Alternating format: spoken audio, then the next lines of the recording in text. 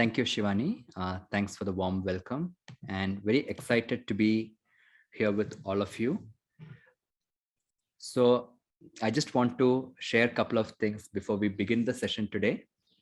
As Shivani very aptly put it, being an online session, both for the trainer or the teacher and for all of us to be more present. And essentially yoga is also exchange of prana. So it really helps if all of you can, as far as possible, if the bandwidth allows, to keep your videos on so that I can also see real faces and expressions as I engage with you. And especially for this particular session, that is important because I'm not planning to give a talk as such. I'll be presenting or sharing my understanding of certain aspects of yoga as an art of personal transformation. And I'll be sharing a practice which hopefully can help you touch this within yourself, and then we'll have an interaction. So from that respect also, it really helps if I can see all of you on the screen. The practice is also something that you can comfortably do in a seated position. So if you're in a space where you're sitting on a chair, that's also fine. It helps to see you primarily. And another heads up is I'm also in a space where there's a cat. So I can't control its movement. Sometimes it might make some sounds. So just I'm just sharing that so that you're not getting distracted, even if you listen in between. Okay, so we'll start with a prayer, and I'll start with an invocation to Patanjali and Sri Krishnamacharya. So I would request all of you to sit comfortably, eyes closed, back straight, and take a moment to just connect with your breath, invoking the grace of all the Guru Parampara as you listen to the chant.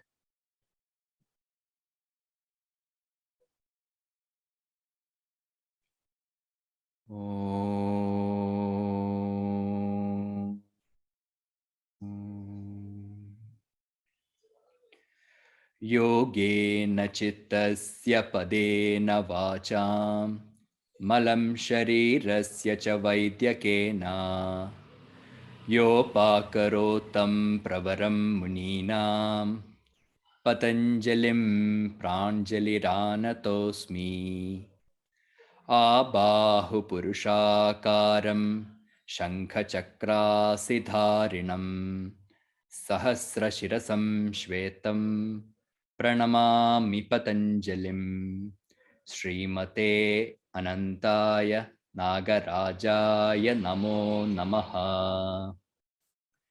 Sri Krishna Vagishayatishwarabhyam Samprapta Chakrankana Bhashyasaram Sri Nutna Rangendra Yatau Samarpitasvam Sri Krishna Maryam Guruvaryamide Virodhe Kartike Mase Shatatara Kritodayam Yogacharyam Krishna Maryam Guruvaryamaham Bhaje Sri Gurubhyo Namaha.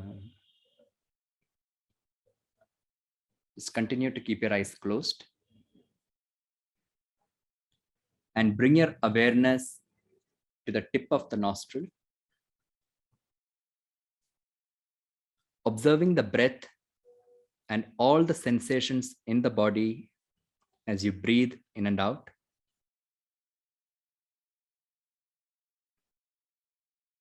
Let every exhale relax the mind and take your mind to a quieter, deeper space within. And let every inhale be an invitation to return to the here and now. Take a few breaths in this manner.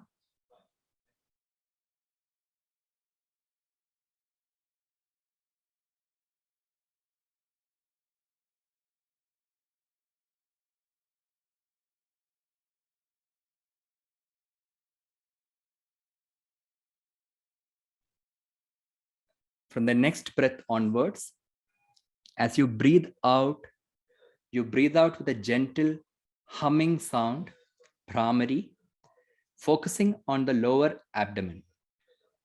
So let your inhale be free and relaxed.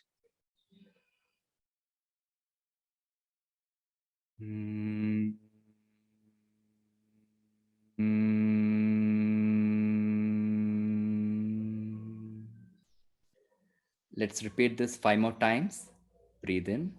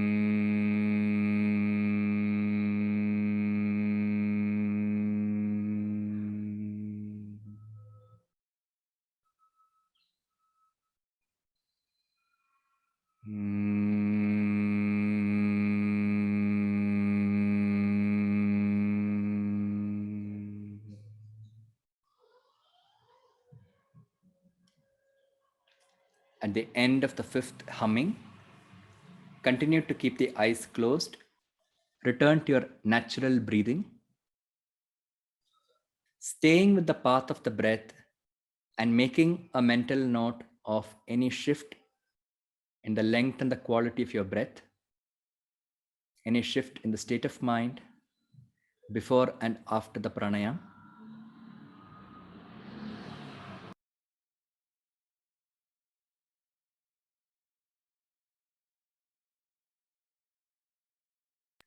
And as you start returning to the natural breath, ask yourself, how am I feeling right now?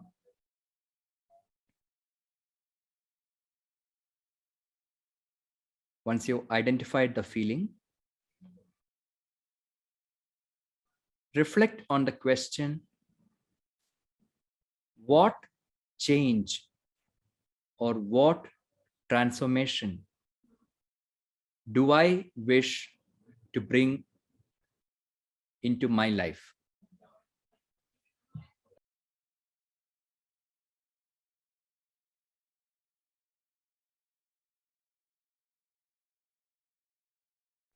See what image, phrase, or picture emerges in your mind as you stay with that question. And stay with the feeling space of what are the evocations, what are the sensations that you feel in the body as you connect to that image of the transformation or the change that you wish for yourself.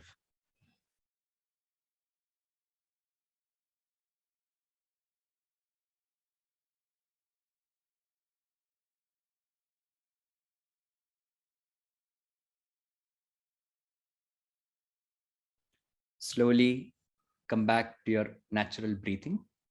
Let go of that image from the mind. You can take a moment, a minute or so.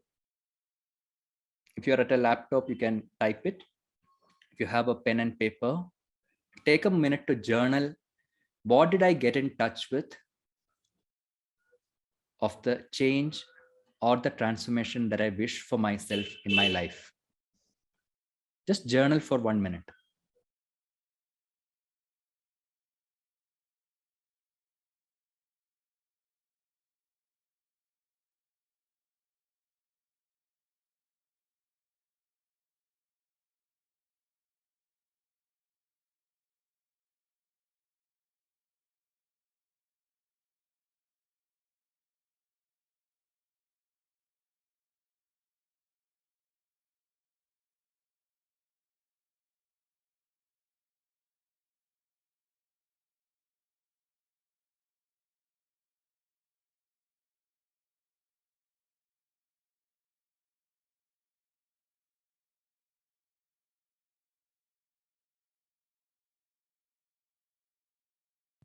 Once you've completed journaling, if you're sitting away from the computer, I would request you to come closer to the screen for the next few moments.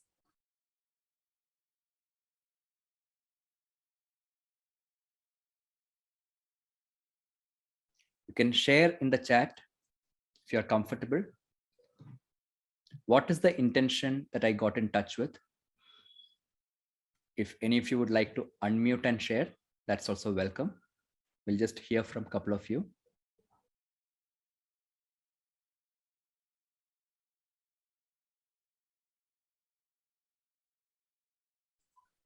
Mukund says peace of mind and happiness.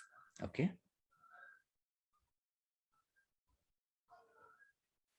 Time to work less.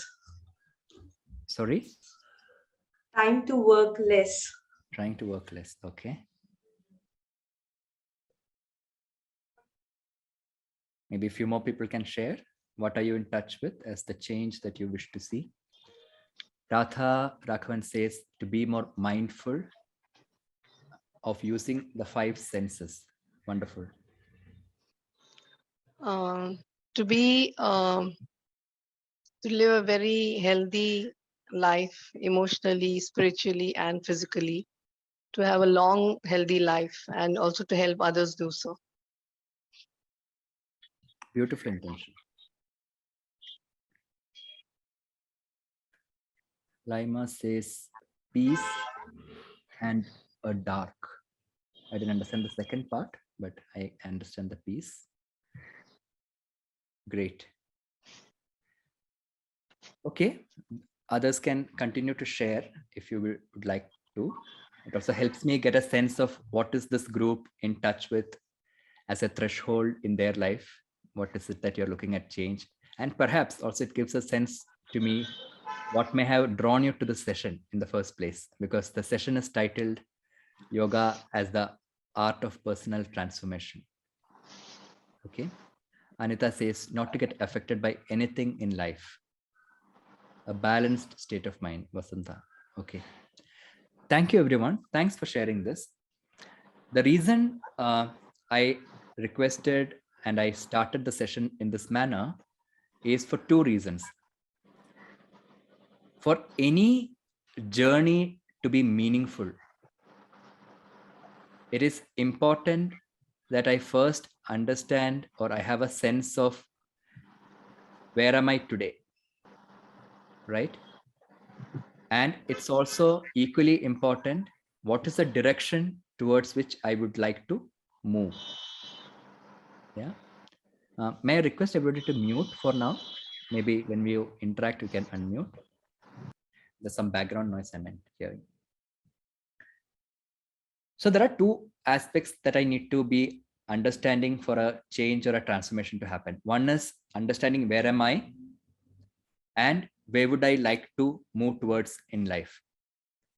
And in yoga and Yoga Sutra, especially the statement or the sutra that has been taken up but in this particular session is extremely critical for understanding what could be the nature of this progress or change.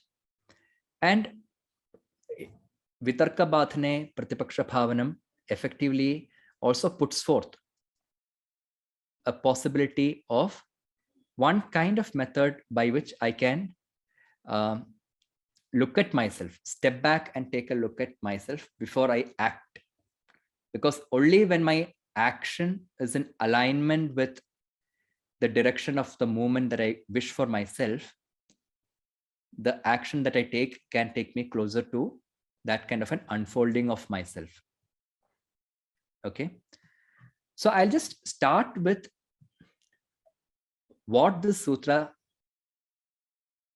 means in a very literal way in my own understanding. So when I start acting in any context, it could be in the form of a relationship, it could be in my career space with my manager, or if I'm a CEO with my employees. In any context, when I have to make a choice,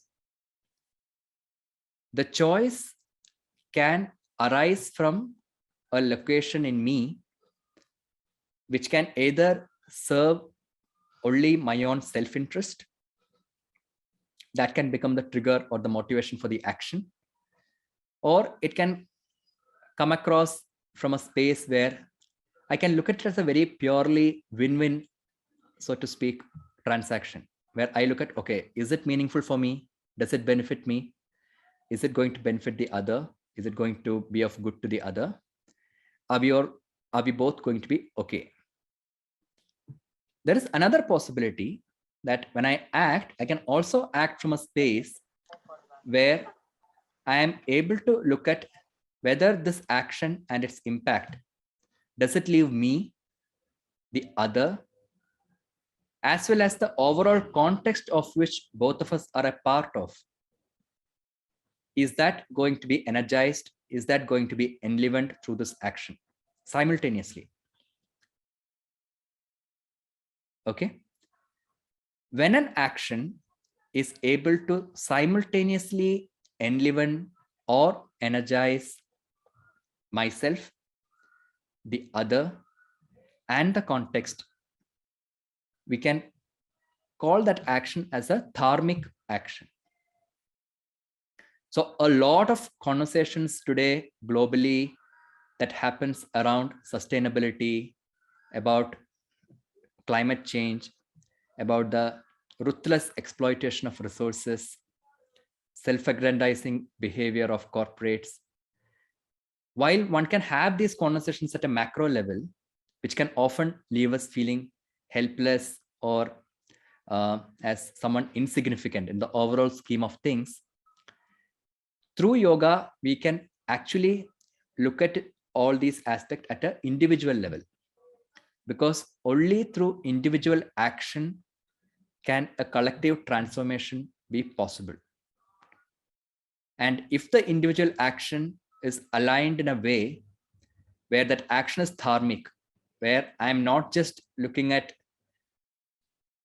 the way I consume, the way I act energizes me or the other, but it also energizes the overall context that I'm a part of. More individuals who are able to make such choices, who are able to discover such choice-making capability in them, that can really have the potential to also percolate into a collective transformation where people have the ability to not just go with what is the predominant narrative, what is the overall trend of each day, but really step back and ask some fundamental questions of ourselves and have the courage, the viryam, to pursue the path, take the first steps, and stay on in the path. To do all of these, the primary requirement is integration of one's energies. And yoga at one level really helps you integrate the energies at the level of the body, at the level of the breath and the mind, through an intelligent, coherent system of asana, pranayama, dharana practices. And each of these elements are crucial, because without asana and pranayama, I cannot really quieten the restlessness or the pain in the body. I cannot quieten the mind, which could be otherwise very distracted. And without these two, it is not possible for me to direct my mental energies and capacities to any object of meditation as I wish to do. And here by object of meditation, I don't mean anything very esoteric. It could be as simple as if I'm encountered with a critical dilemma in my life, where I have split between my sense of duty to, let's say, an organization versus the sense of duty to my home, which is very common these days with all the remote work happening. How can I really integrate my energies and face these dilemmas in a meaningful way? Why the term meaningful is very critical here is because oftentimes when I engage with a dilemma of any nature, if it is really intense, the mind may either learn to distract itself so that I park this issue aside. I don't deal with it for a while till it grows and grows and grows. Or I try to suppress it altogether, act as if it is not there. All of this, what it essentially will do is that I might take certain steps which may look like a change, but that change can actually be an escape or a distraction that is masking the real issue. Whereas a real transformation enables you to first journey towards yourself, understand where is this dukkha or where is this pain arising from, where is this dilemma arising from, and be anchored in a space of shantam, which is what the practice of asana, pranayama, or dharana enables you to.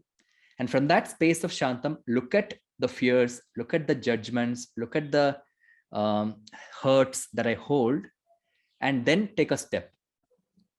You outwardly, you might take the very same step you may have otherwise taken. But when it is coming from this inner location of shantam, it will have the qualities of direction towards the unfolding of your own best version. Okay. So the process entails two critical ideas. One is having a practice that is appropriate for where I am. So for yoga to become a yoga sadhana, as opposed to a yoga, I mean, I'm tempted to call it a sport, because as the International Yoga Day is approaching, I can see many hoardings come up saying India's best sport is yoga.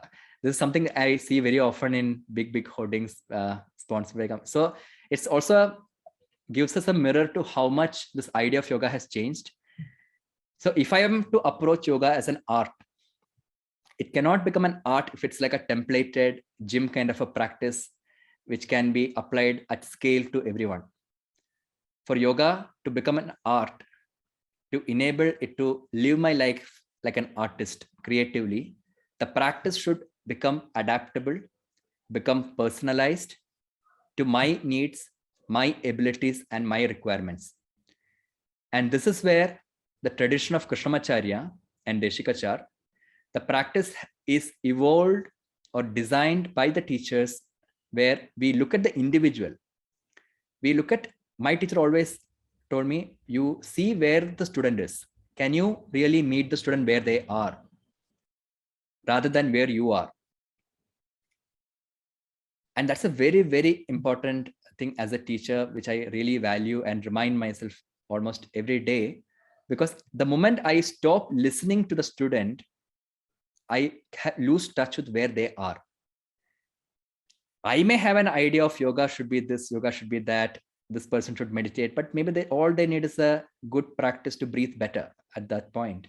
If I don't honor that requirement, if I don't honor that need, and if I don't have the capability to design the practice in a way to address that at that moment, the student will not find a value in the practice. They will not find a value for that practice in their life. And if I don't find a value or relevance for a practice in my day-to-day life, it cannot, that kind of a practice has no potential for a transformation. Whereas if a practice enables me to touch something deeper in me, enables me to experience something that is beautiful, that is quieter in me, the yearning to explore and go within gets enhanced. And then the student himself or herself will take the next step and ask for more. So why I'm sharing this is because the theme is yoga as art of personal transformation.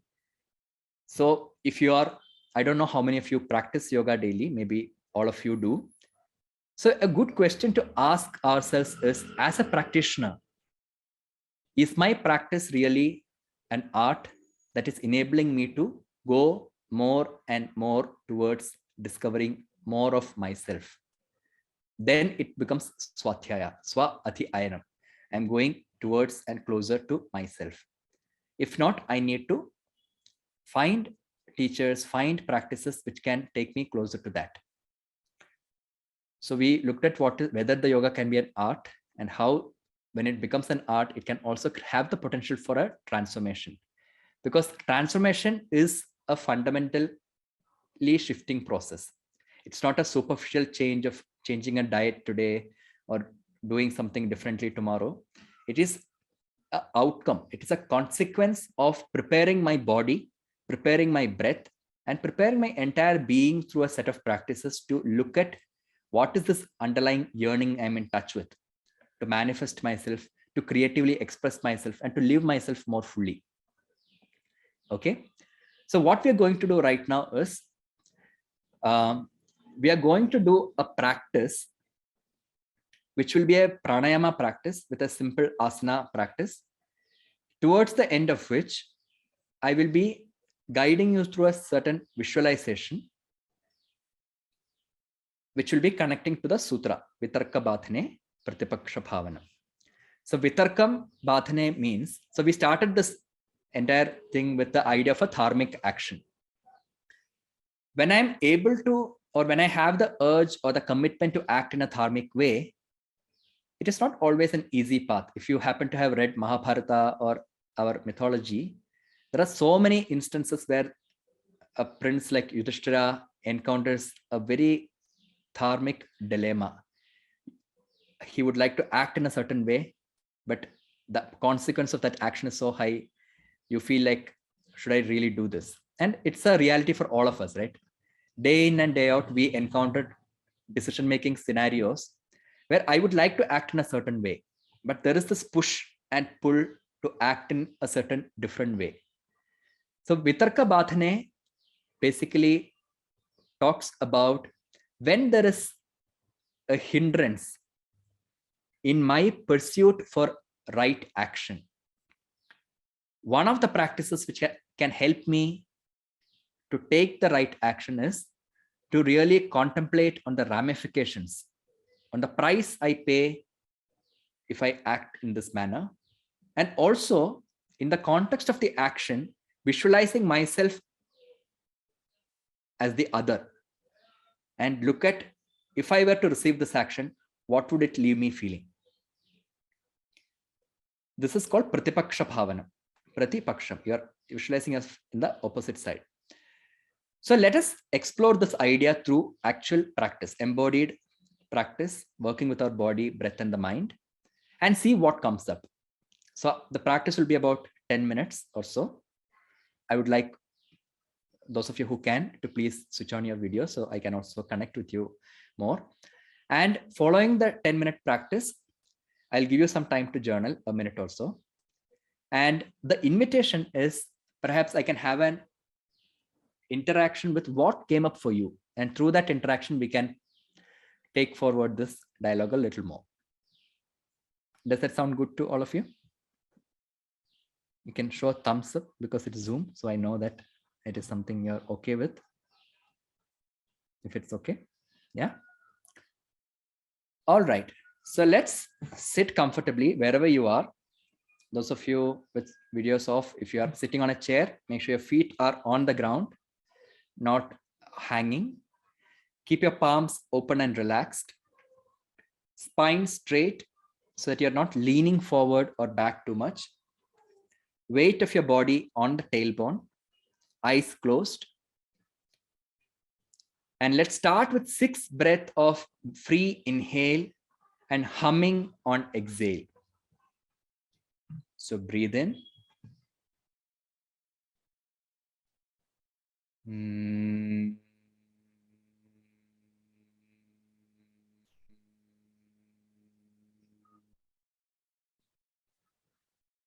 Repeat 5 more times.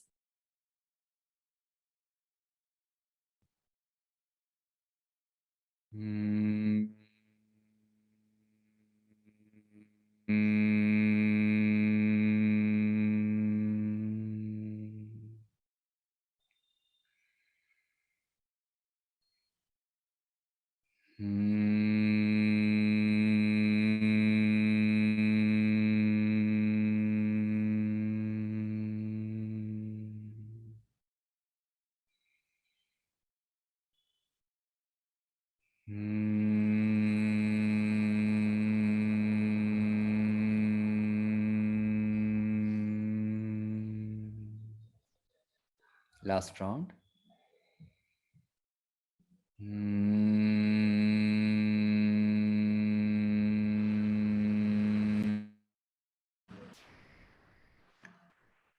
Returning to your natural breathing. Stay with the breath, watching the natural movement of the breath at this point. And after each exhale, you pause for 2 to 3 seconds, whichever is comfortable for you. Completely emptying the breath and pause, entering a momentary space of stillness and silence, waiting and allowing the next inhale to begin on its own. Let's do this in this rhythmic manner. Breathe in freely. Allow the breath to expand the chest and shoulder. Breathe out long and relaxed. And pause for 2 to 3 seconds, letting the next inhale begin at its own pace.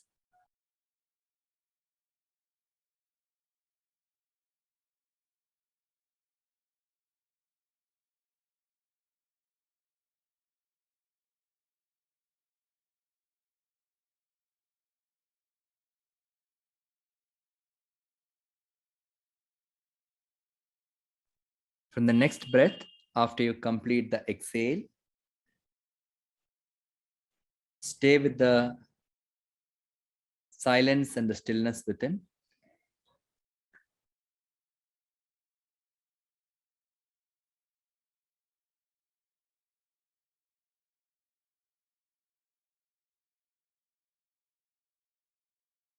Keep both your palms by the side and open your eyes when you're ready. We are going to do 2 movements working on lengthening of the spine and a gentle twist of the spine. So if any of you have any issues around the lower back, please be mindful and pay attention to not do anything that can hurt yourself. So we'll start with a sideways arm movement. So keep your palms by the side, spine straight and shoulders relaxed. And when you breathe in, synchronize the breath and the movement so that your inhale begins, the movement begins, movement end, and then the breath ends. Same with exhale. Your breath, exhale starts, movement end, and the exhale end. We'll do it 4 times. So as you breathe in, start raising the arms from the side, lengthening the spine. No need to join the palms, just keep it this much distance apart. Breathe out and lower them. Though the movement is for the arm, keep your focus on the spine and feel the lengthening of the spine. Breathe in.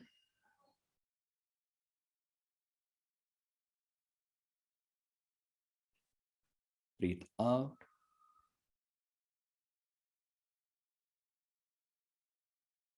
Two more times. Breathe in.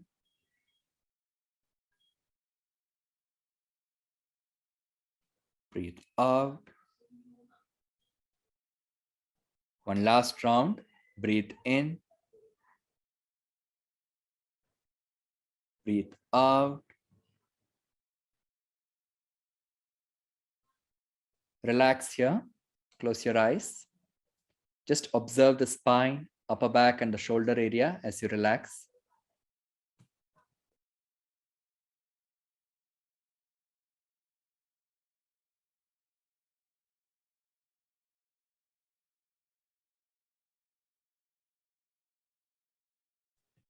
For the next movement, we'll be doing alternate arm raise from the front. So if you're too close to the screen, just move a little back, because on the inhale, you'll be doing one arm up from the front, opening the chest, lengthening the spine. On exhale, draw the abdomen in as you lower your arms. We'll do it alternate arm 4 times. Breathe in.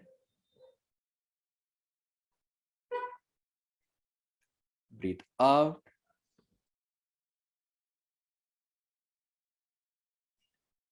Breathe in. Breathe out. Follow your own breath. Coordinate the movement accordingly.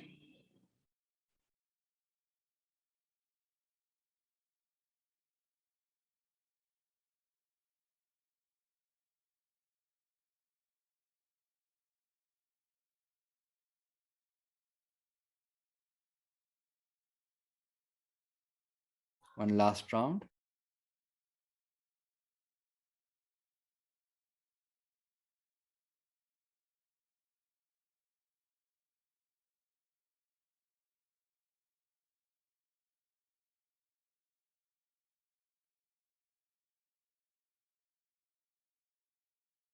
Take a few moments to just return to your breathing and relax.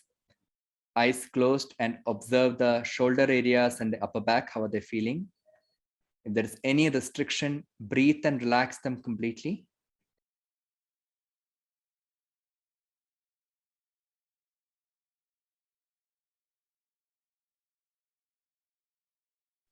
Once your breathing is back to normal, for the next movement, you breathe in and raise your arms at shoulder level. And when you breathe out, you turn. If your seat or the chair has a handle, you can use that for support. If you're sitting on a bed or something, just use your knee as an anchor point. And when you breathe out, turn back. Breathe in, open the arms, shoulder level. Breathe out, turn. Breathe in, center. Breathe out, arms down. Once you complete both sides, you can relax your arms. So let's do this 2 more times. Don't lose track of the breath. See if you can stay with the breathing as you move. Inhale. Breathe out and turn. Breathe in. Other side.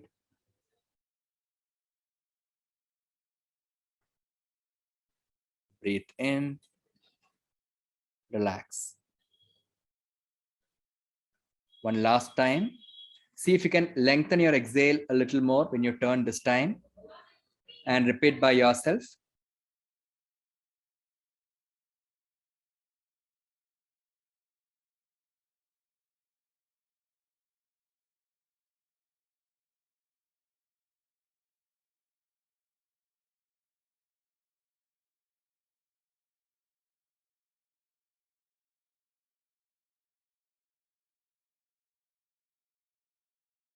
Close your eyes and relax.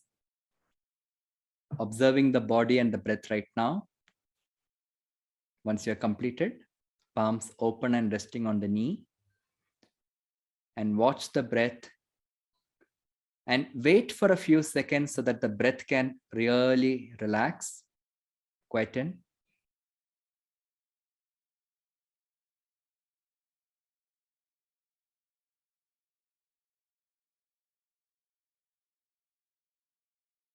For the next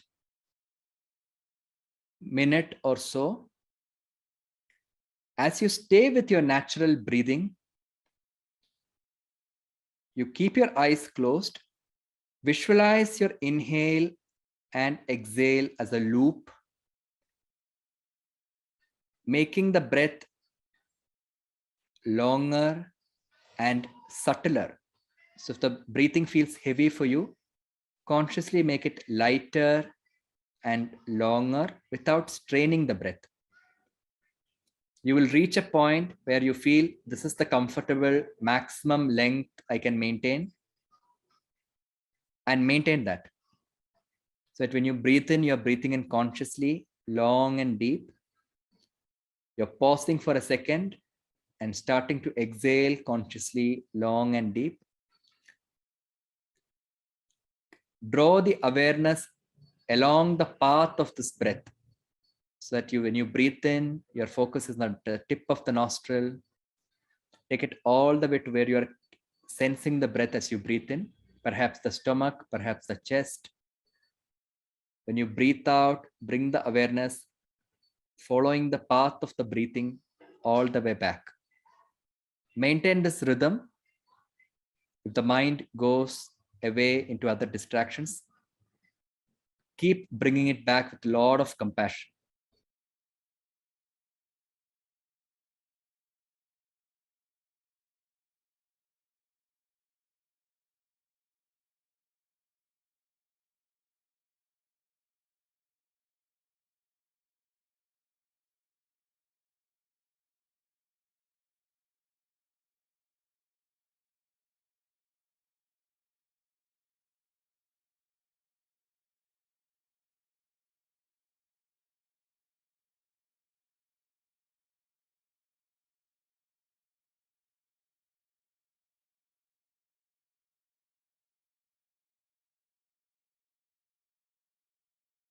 Continue breathing for another 6 rounds, inhaling and exhaling in this manner.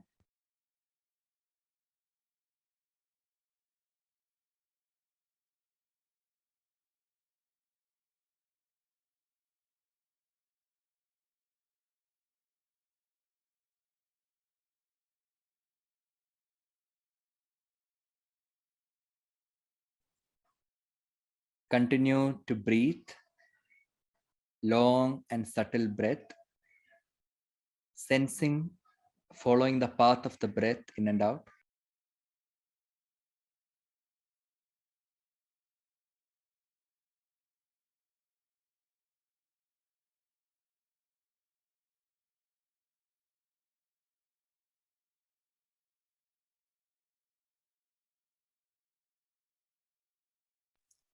Slowly return to your natural breathing. Continue to keep the eyes closed.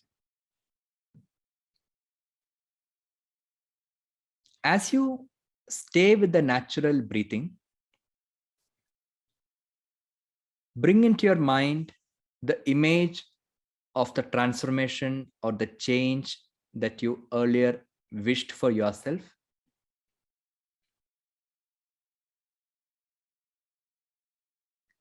As you hold that image of you in front of you in the mind's eye, start getting in touch with the sense of dissatisfaction, the sense of pain, or the sense of motivation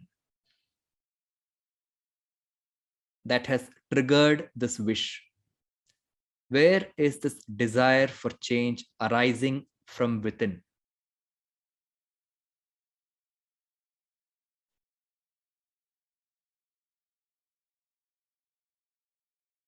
What is it speaking about, or what is it telling me about where I am today in today's life context?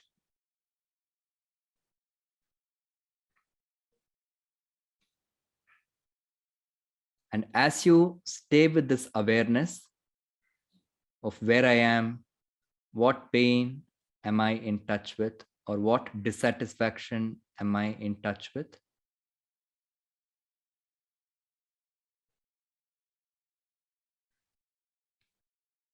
Ask yourself, what can I stop doing today, which can help me move towards this change? Perhaps there are certain things I'm doing today which are not helping me move in the direction of this change. Take a moment to open your eyes, write down at least 1 or 2 points that you are in touch with of where I am, what dissatisfaction am I in touch with, and 2, what can I stop doing today or stop being But sometimes it might not be doing as such. It might be a certain pattern of thinking, pattern of perceiving. What can I stop doing today which can help me move in this direction? Just make a quick note.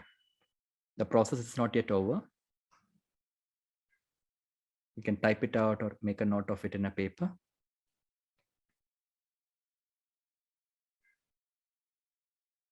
Where is this desire coming from within me? What does it speak of the current dissatisfaction? And the third is, what can I stop doing which can help me start moving in this direction?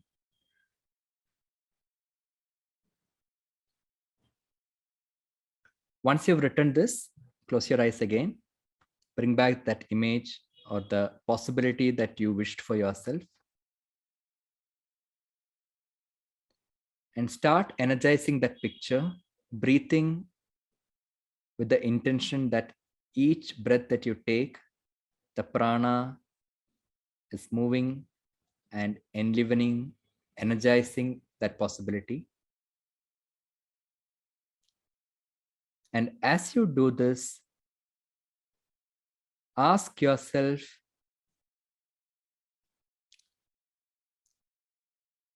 what am I doing today that is in alignment with this possibility? Perhaps I'm already doing certain things. What do I wish to continue from this?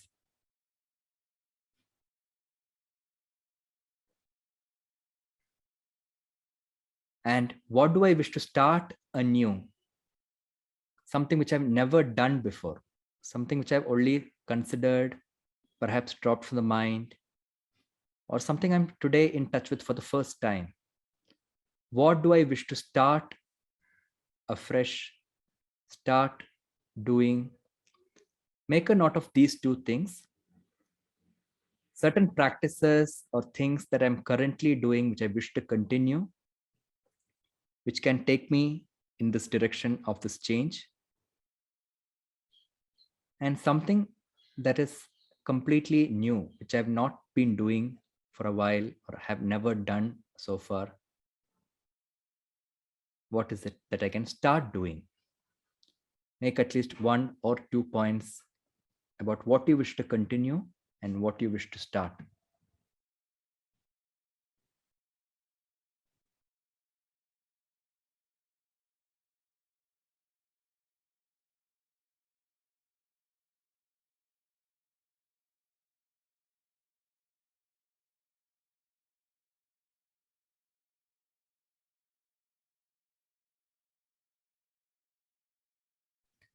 And finally,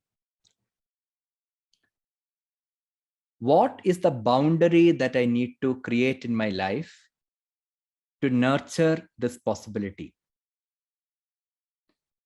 Every new possibility is like a sapling on the ground, on the earth. While it has the potential to grow into a big, strong tree in time, in the initial stages, it needs a certain protection, it needs a certain boundary, it needs a certain nurturance. What boundaries can I create in my life with respect to this change, which can nurture this and allow this change to grow and unfold in my life?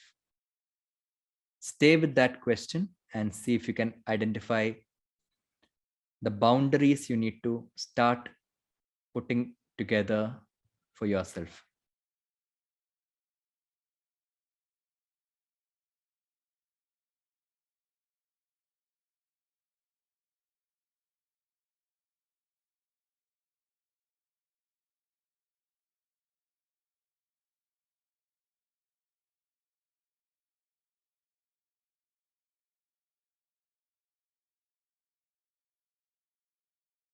Once you've completed, you can either show me a thumbs up or some sign so I know you're complete.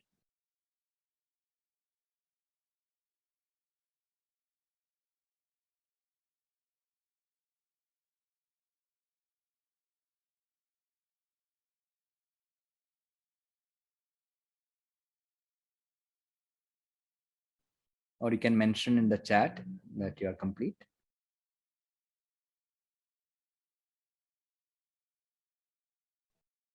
When you feel complete, slowly come back to your natural breathing and open your eyes.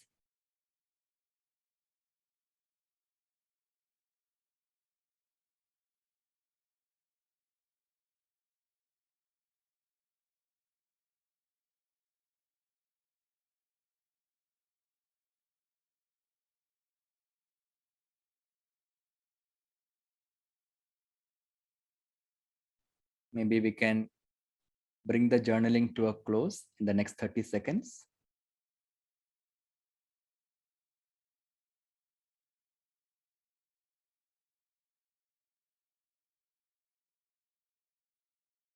You can come closer to the computer so that we are going into an interactive session. You can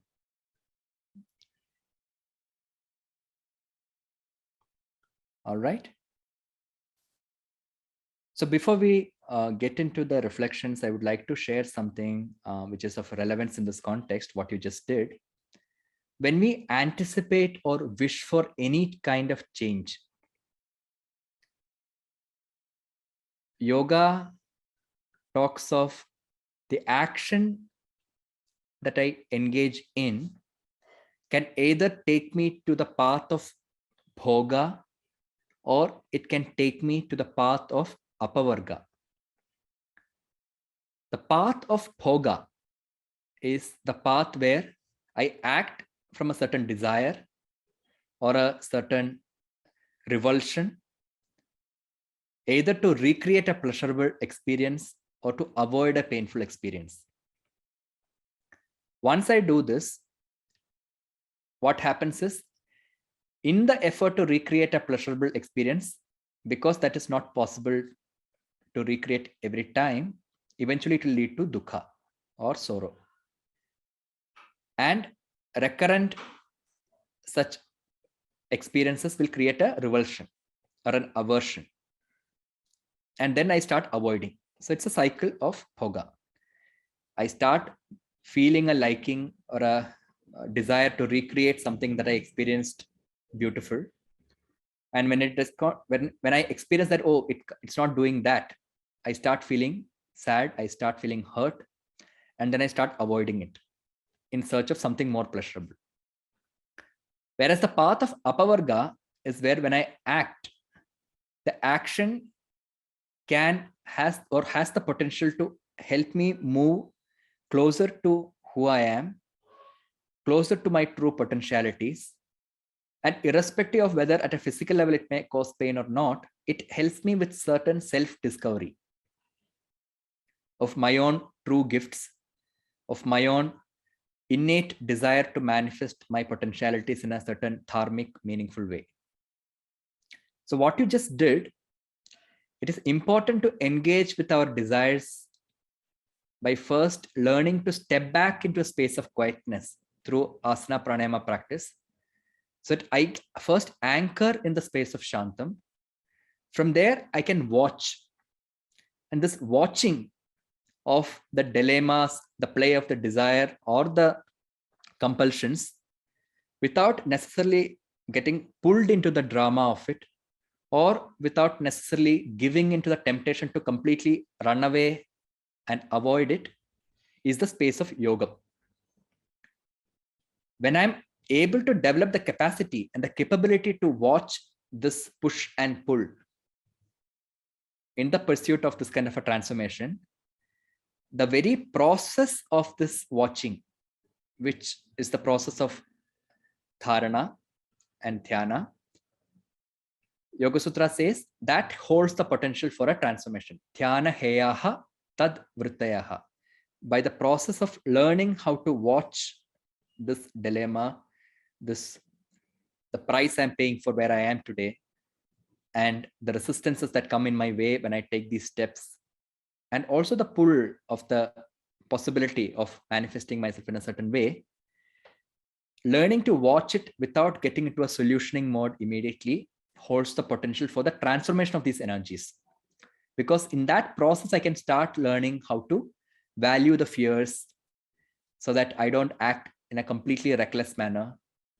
But the fear can actually become an energizing factor to maintain caution, but not in a debilitating manner.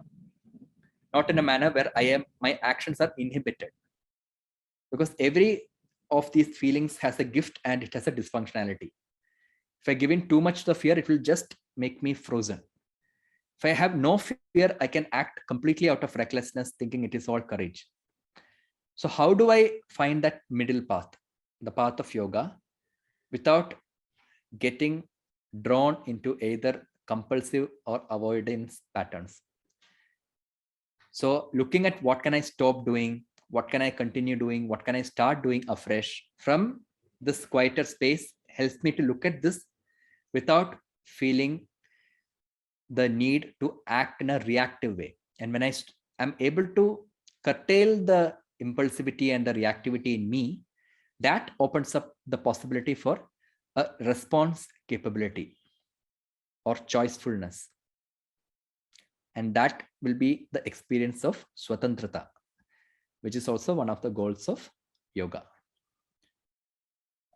So on this note, I will just conclude my sharing of what I am in touch with. I would really like to hear from you. What are you in touch with when you went through this process? What transformation or change were you in touch with? And what did this process help you discover for yourself? We'll first do a little bit of a reflection sharing, and I can also reflect back to what I'm listening as you speak. And then if you have any questions, we can also have some questions around the theme. Anybody can start. What did you discover? What did you get in touch with as you went through this process?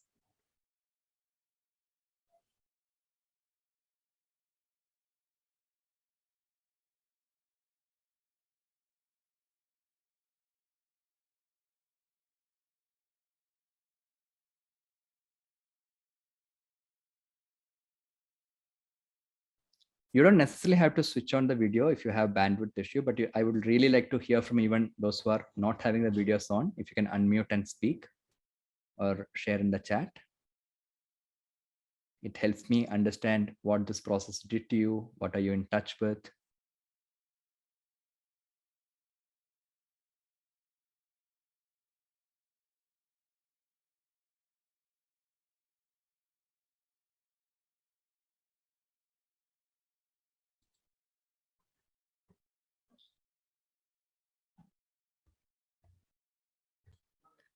Pranjali says, Namaskaram. It was a deep, touching practice. Thank you, Pranjali.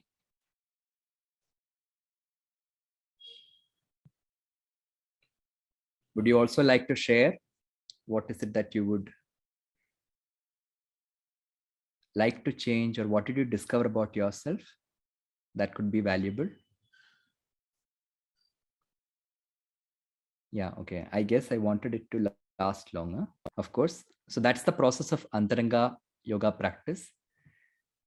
So broadly, the process we followed has an element of Bahiranga Yoga, which is working with body and the breath through asana pranayama.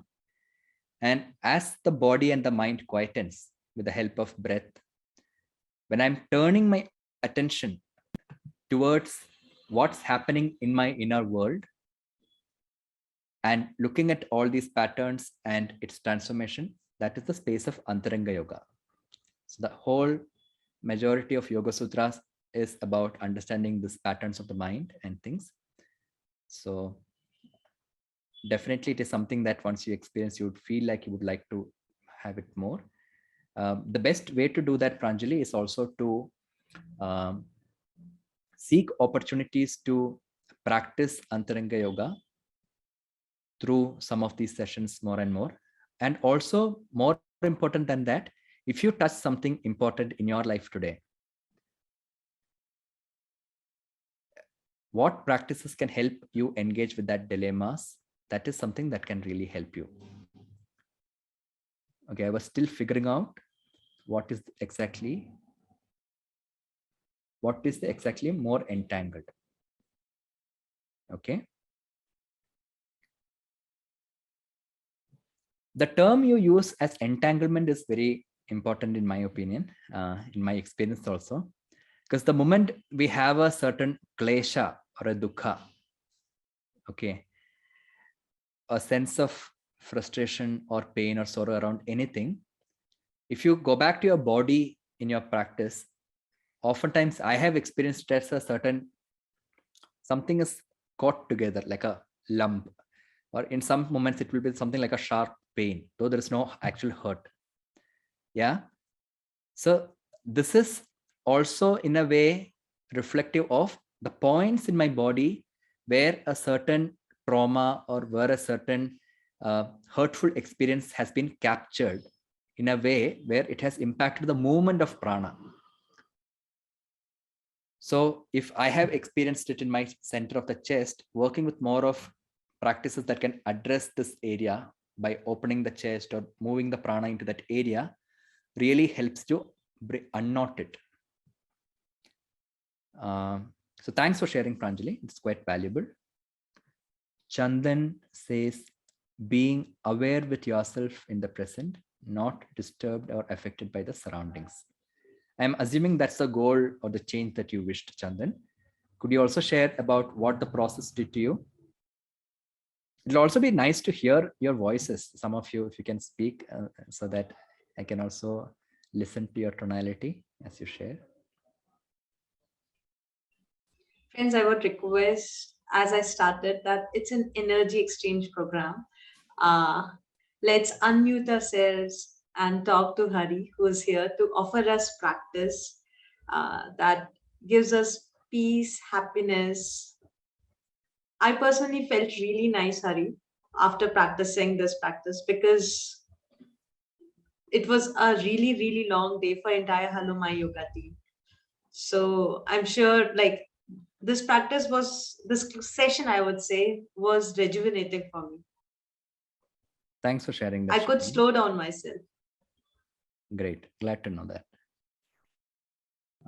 So Pranjali, you're asking, is this practice also to release emotional pain stored in the actual physical pain? Not every pain necessarily may have an emotional pain behind it. But when you do a reflective practice where you engage with certain ideas of change and the dissatisfactions, if in that moment you are suddenly sensing certain pulsations and pains, there's a chance that this is also having a certain correlation. So what could be helpful, Pranjali, is also to reach out to a mentor who can really look at what is your specific challenge or the issue that you grappled with, and create a practice that can specifically help you stay with it and work with it over a period of time. Dirghakala nairantarya satkara adara asevito drittabhumi. When I can stay with the practice with humility over a period of time, it establishes a firm ground from where I can take the next step.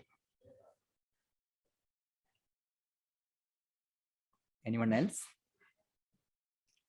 Any other sharings? Chandan, would you like to speak something on it?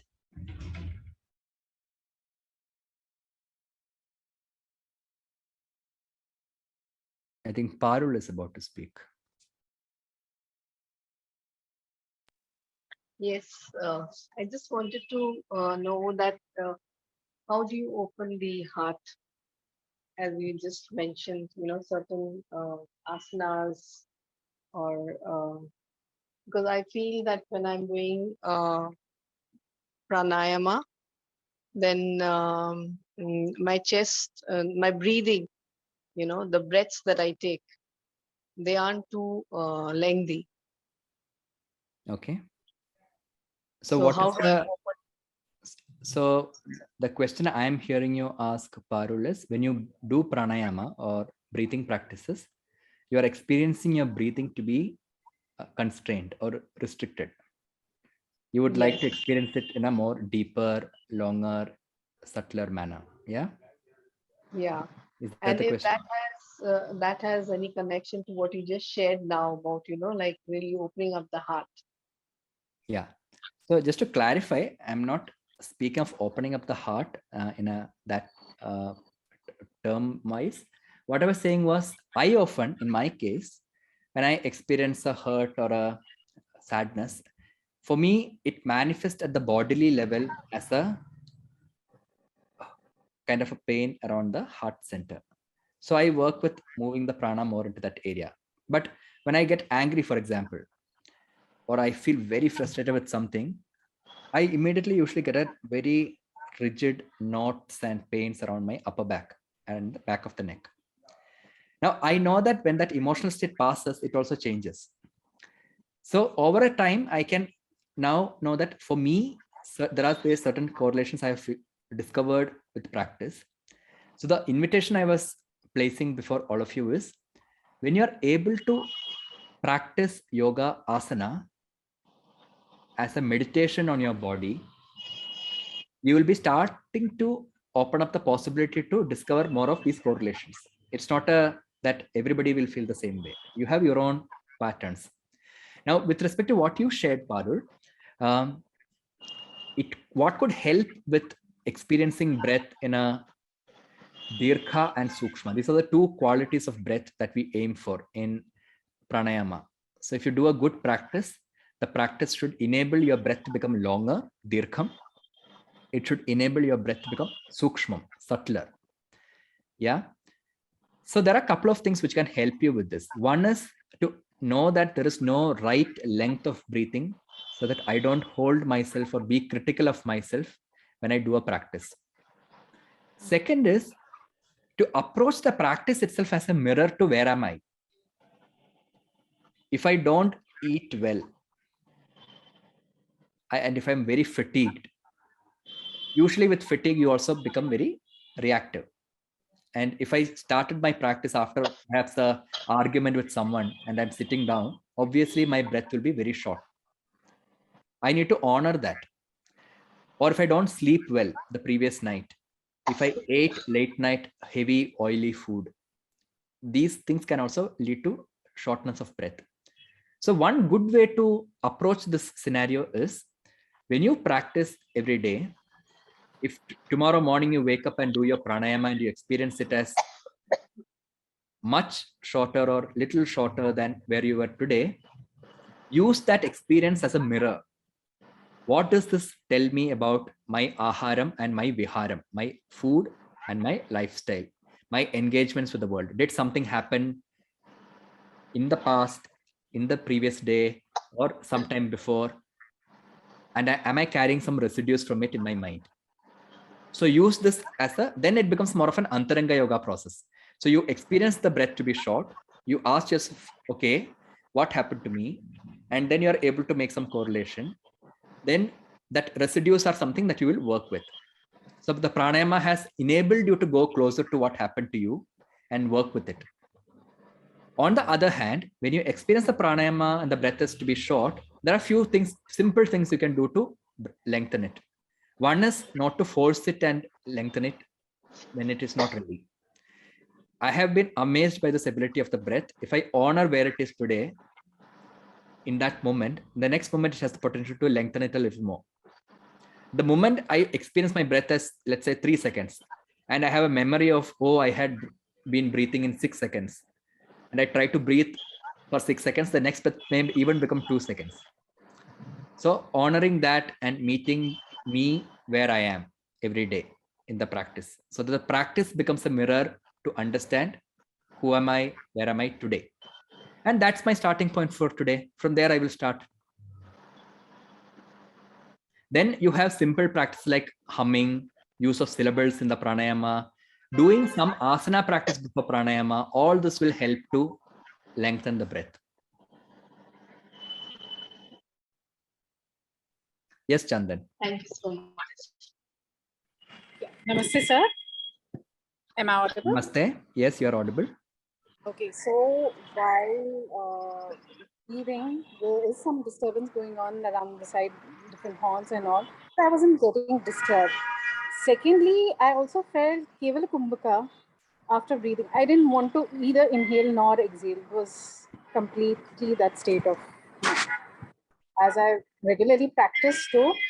And yeah, after some couple of days, it has happened the same. Felt good. Okay, so you're sharing your experience. It's not a question, right?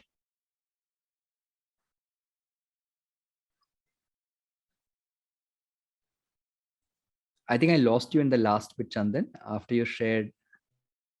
I think her internet is not, she's not in a good internet zone.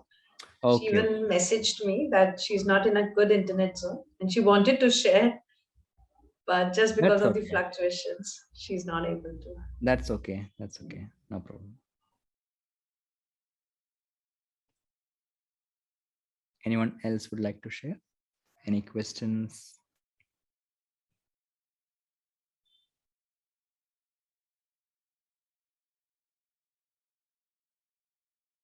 I heard you, Chandan. Just the last part I missed.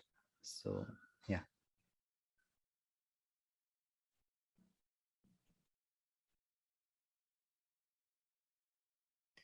Okay. So, if there are no questions right now, what I could do is, since it's the evening time, I will do a chant.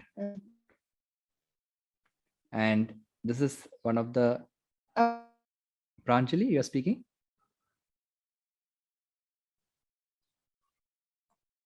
I can see somebody unmuted, but I can't hear. So yeah, my question is, the topic that you have for today is yoga as an art of transformation. So I mean, we understand transformation takes time, right? And when an individual starts a yoga journey, I mean, I understand it's different for every person. Maybe for me, it might take 6 months, and maybe for the other person, a year or two. But on an average, right, what is the time that we are looking for a transformation when a person incorporates yoga?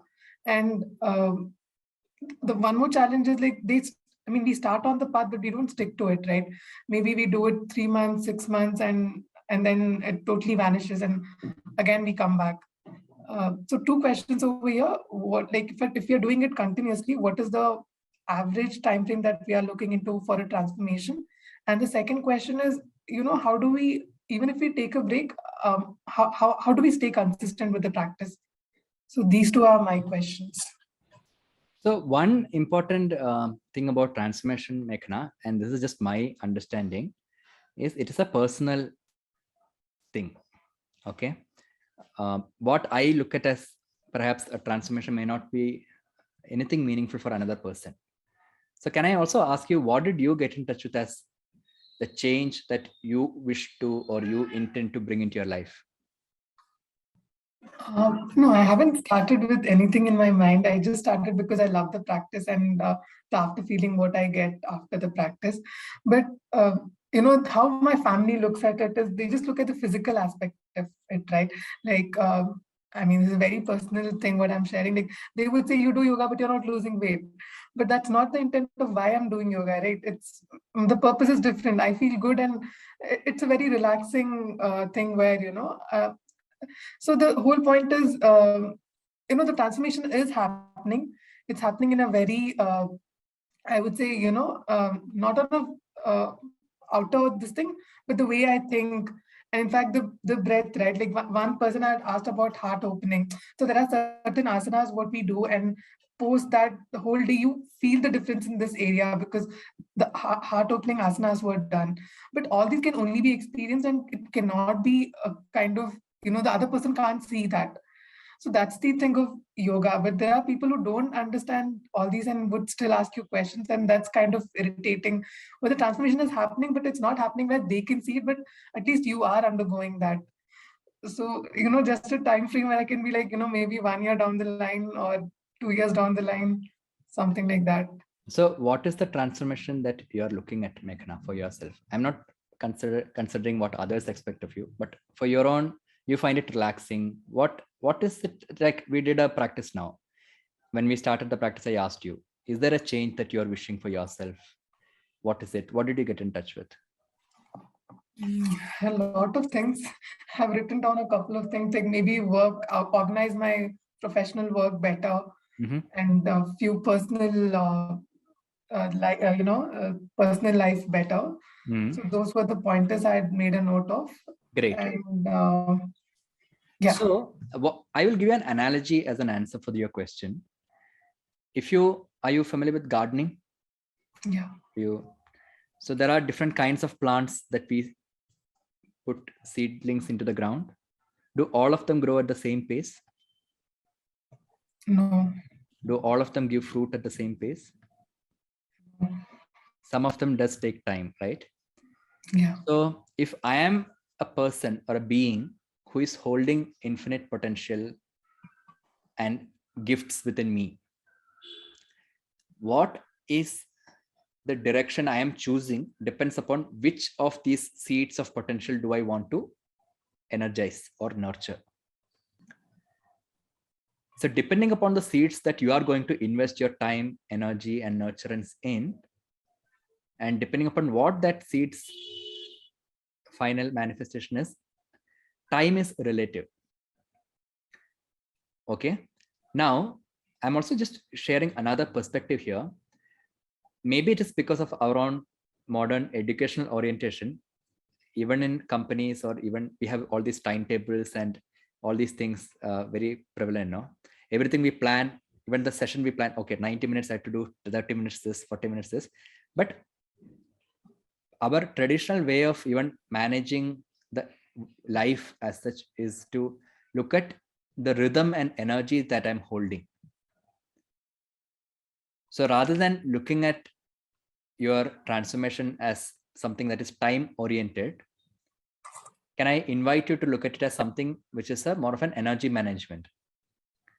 How do I invest in practices that can really integrate my energies? How can I invest in practices which can channel this integrated energy into the seeds of potential that is important for me? And there's also this very famous analogy of the bamboo shoot, no?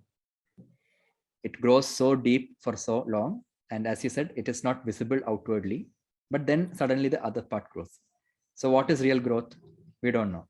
So let's not get carried away by others or the popular notions of what is the visible transformation. What is it important for me? What seeds of potential am I investing in? And can I really discover the practices that work for me?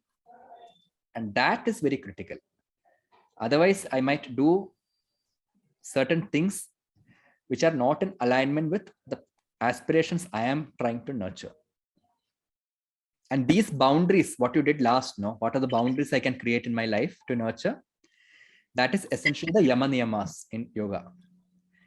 These are the boundaries I set for myself in my intrapersonal and interpersonal engagement with myself and the world. So that can really help with everything else that I'm doing. So if I can integrate the yama niyamas in this manner, bring in alive practices that are appropriate to my where I am and where I'm going to, and use those practices in a way where it can lead me to discover more of myself, I am covering the entire part of the Bahiranga and Antaranga aspects. And that is when yoga becomes yoga sadhana, and that is when it holds the transformative potential. Otherwise, you do Surya Namaskara, you do something which is a general template, something will definitely happen. Because the moment you move your body, obviously there'll be some flexibility, there'll be some strength. The moment you breathe, something will change in the mind. But is that the change you want, or is it a change that is meaningful? And I'm just bringing in one idea from Sāṅkhya philosophy here. Sāṅkhya Darsana talks of three crucial aspects: Gati, Niyati, Sankhatana. Gati means there is a direction for the movement, or for the parinamam, for the change to happen in the world. Niyati, that change is not random. It has an inherent meaningfulness. And Sankhatana means these changes, while outwardly they may manifest in multiple different ways, Sankhatana means they are interconnected. There is an interconnectedness to it. So am I able to contextualize the change I am wishing for? Am I able to contextualize my practices that I invest in a way where it has a direction, and that direction has a meaning for myself, not for others? And that direction and meaning is also honoring the interdependencies, which means it honors the fact that when I act, I'm also impacting other and the context. But when I act, I'm also acknowledging with humility that it is not entirely my action that is bringing the change. It's the entire universe, and there are so many variables around me that is helping me make that change happen. So that's an invitation. Okay, Pranjali. Can I ask you a question? who is speaking? This is Kiran. Hi, Kiran. Can I just read Pranjali's question and then come to you? Sure. So Pranjali is asking in the chat, how does one heal the psychosomatic pain with Antaranga Yoga? Example, a student is undergoing long depression with traumatic. Okay. So, see, one of the things we say about yoga practice is do not get diagnostic, especially when it comes to therapy. Because while as a teacher, I might meet a student who is going through depression. And this depression is also a label, which sometimes they may have taken in from another doctor or counselor or somebody else. What is essentially needed, Pranjali, is, am I able to really listen to the student to understand what is their location? And also to address the person who that student is rather than the condition. While the condition might be creating the pain or the sorrow in the here and now present moment, and while the student may have identified the condition so much that they may come and address to you as or introduce you as I am a depressed person, can you focus more on the person? Because when I as a therapist or a teacher is able to see the whole person who is also beyond the parts that are holding the hurt or the depression, that seeing can also enable the student to start touching those parts of themselves. That is one part. So what is my location as a teacher when I engage with a student? To look at the person and not just the condition, not to reduce the person to the condition, because then I will become diagnostic and prescriptive in my approach. I will start categorizing that, okay, if I do XYZ things, this person will come out of depression. And if they don't, I will start judging them, or a lot of other things can happen. I will stop listening essentially. So that is first part. Second part is to really understand if this person is feeling low emotionally now. In my listening, am I able to discover what really helps them discover strength? What are the metaphors and the symbols of strength in their mind? Like in Krishnamacharya tradition, we use a variety of methods for this. Sometimes we use bhavana, visualization. Sometimes if I notice that a student is able to draw strength from connecting to the image of a sun, some of the pranayama practices will integrate this bhavana into it. But there are students who connect well to sound, chanting, healing chants. So there are chants which can really invoke viryam. Or if somebody is more physically oriented, giving them a practice which really works on the kurma nadi.